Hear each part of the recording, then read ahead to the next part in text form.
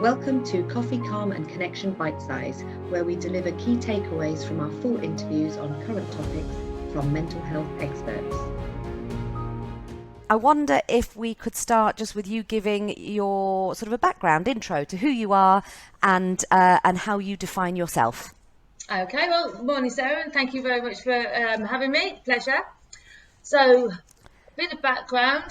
I am 50 years old. I am living with my partner. We've got two twins. They are 7 years old. I work full time. I'm part furloughed at the moment, but that's a temporary COVID thing. I've always worked full time since having the kids. So, I guess I define myself as a professional and a mum that juggles and everything that goes along with that. And I work in the insurance industry, so it's a professional in a male-dominated industry as well. So many threads to pick up there. So many.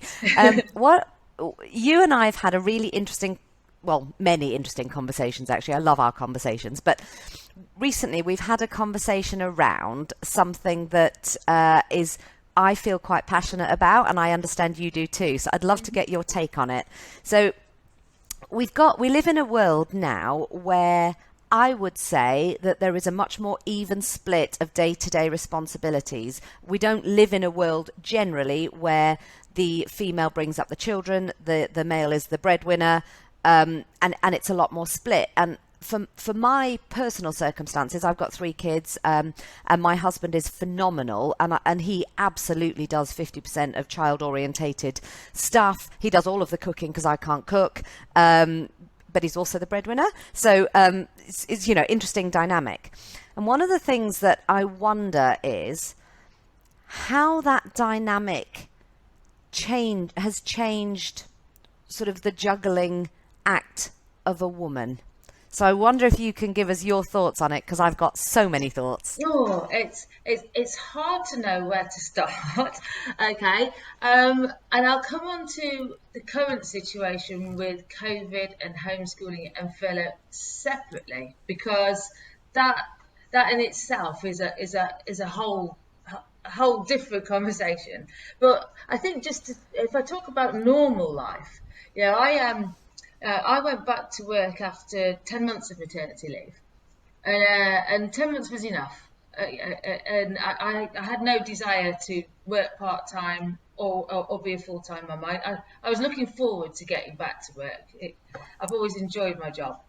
And I found that as soon as I went back to work, first of all, it's almost impossible at first to actually hold your job down because the kids keep getting ill at nursery, and they keep getting these temperatures, and only apparently the mum is allowed to come and give Calpol. Nobody else in the world seems to be allowed to do that.